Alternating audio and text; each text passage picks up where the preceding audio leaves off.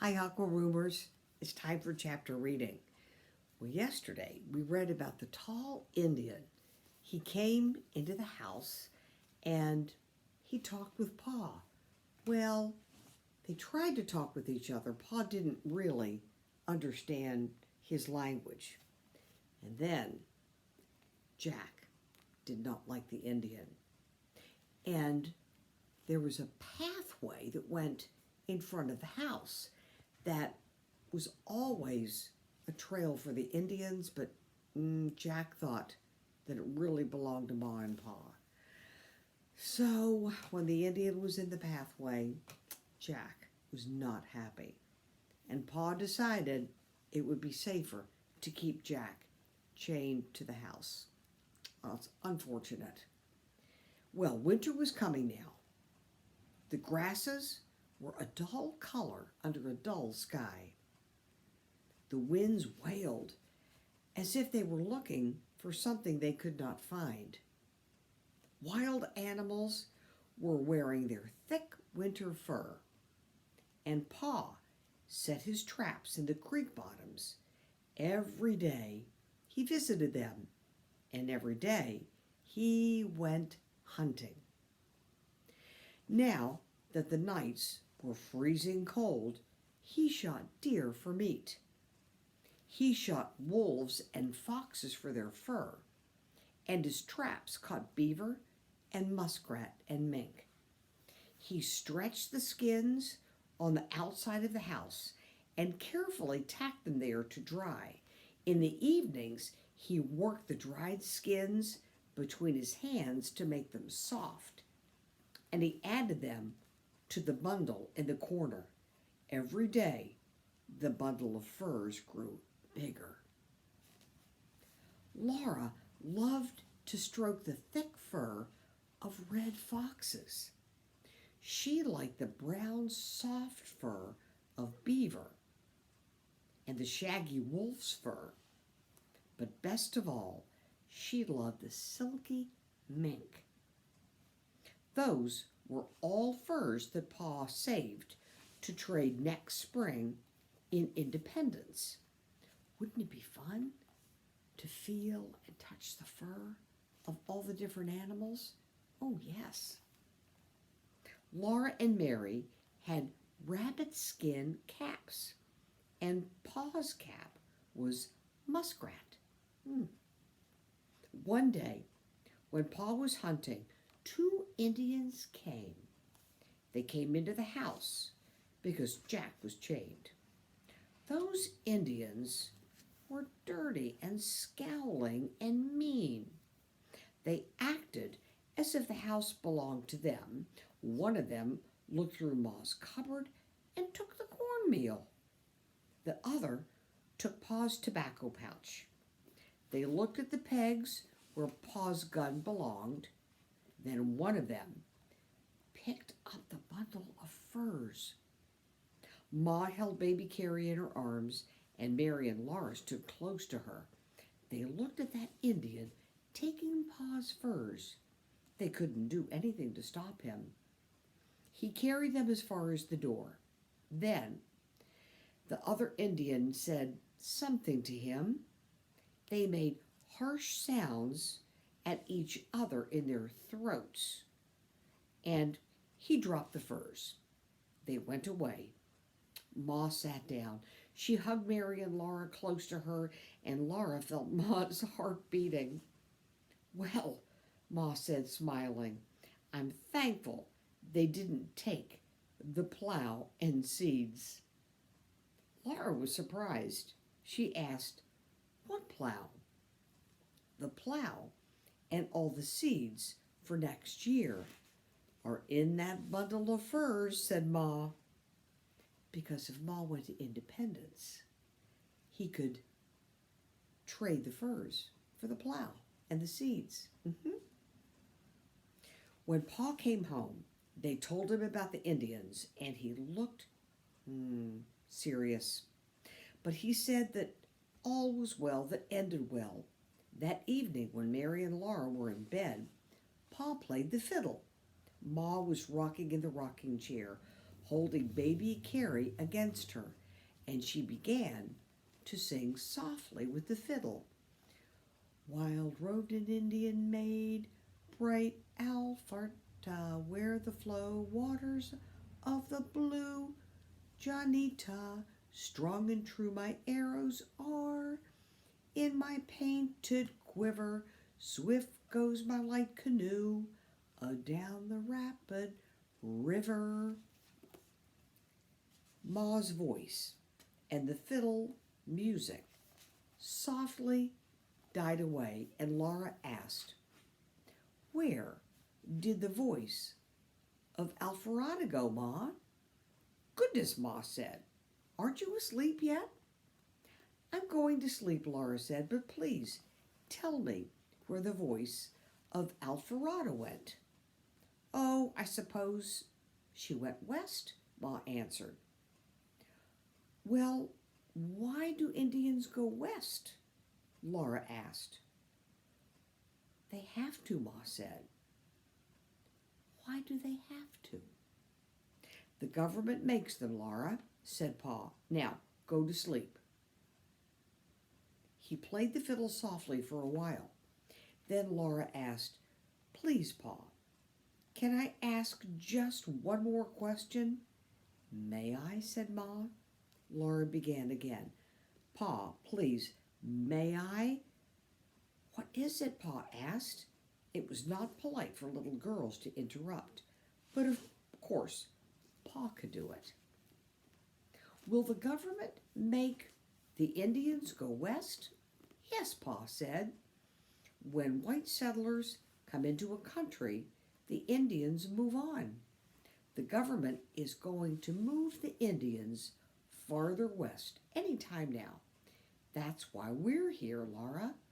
White people are going to settle all this country, and we get the best land because we get here first and take our pick. Now, do you understand?" "Yes, Pa," Laura said. "But, Pa, I thought this was Indian territory." "Won't it make the Indians mad to have to—" "No more questions, Laura," Pa said firmly. "Go to sleep." So, back then, when settlers moved way out west, like Ma and Pa, where the Indians lived, and it was kind of sad, the government had the Indians move on because the settlers bought the land, although it was really the Indians' land. So I must say we treated the Indians very badly. Ooh, the next chapter. Are you ready? So exciting. Mr. Edwards meets Santa Claus. Yes, very exciting. The days were short and cold. The wind whistled sharply, but there was no snow. Cold rains were falling. Day after day the rain fell, pattering on the roof and pouring from the eaves. Mary and Laura stayed close to the fire, sewing their 9-patch quilt blocks, or cutting paper dolls from scraps of wrapping paper, and hearing the wet sound of the rain. Every night was so cold that they expected to see snow the next morning, but in the morning they only saw sad, wet grass. They pressed their noses against the squares of glass in the windows that Pa had made, and they were glad to see out.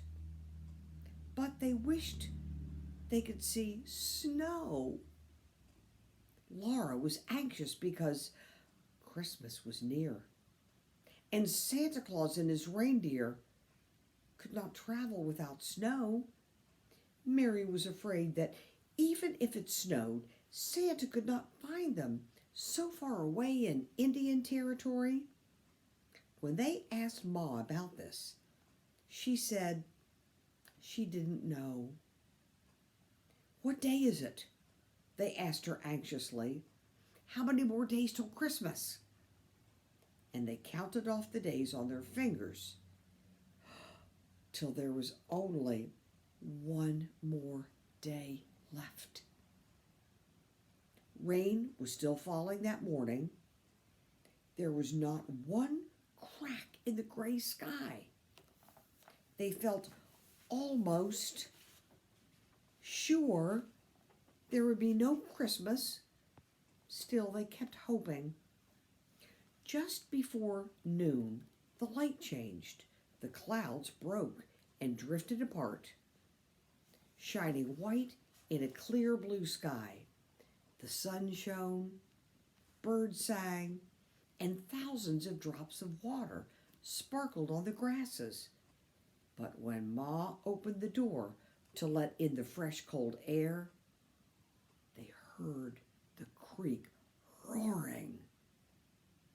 They had not thought about the creek. Now they knew they would have no Christmas because Santa Claus could not cross that roaring creek. Pa came in, bringing a big, fat turkey. If it weighed less than 20 pounds, he said, he'd eat it, feathers and all. He asked Laura, "How's that for a Christmas dinner? Think you can manage one of the drumsticks?" She said, yes, she could, but she was sober. Then Mary asked him if the creek was going down, and he said it was still rising. Ma said it was too bad.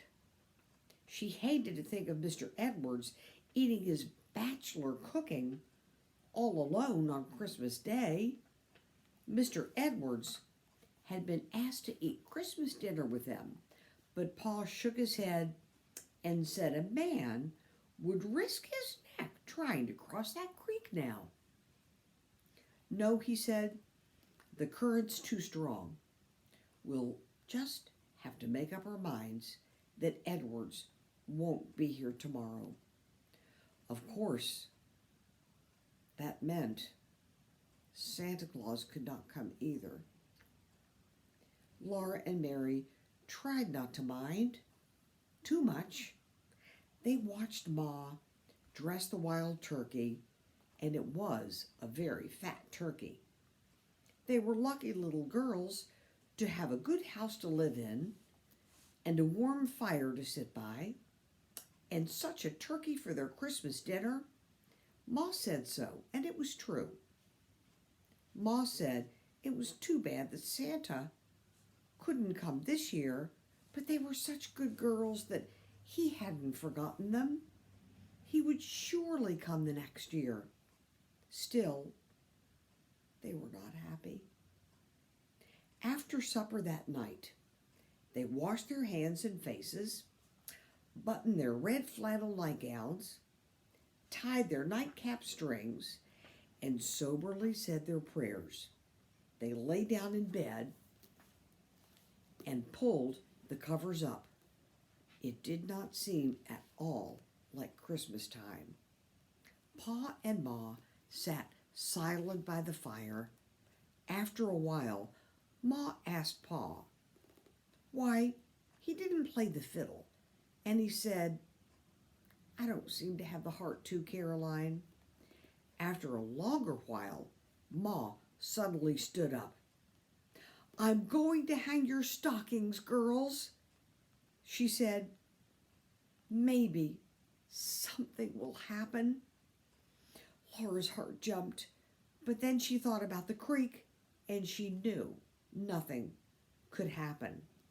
Ma took one of Mary's clean stockings and one of Laura's, and she hung them from the mantel shelf on either side of the fireplace. Laura and Mary watched her over the edge of their bed covers. "Now, go to sleep," Ma said, kissing them good night. "Morning will come quicker if you're asleep." So, Stay tuned for tomorrow. Oh my goodness. It'll be Christmas. It's very exciting. Bye, boys and girls.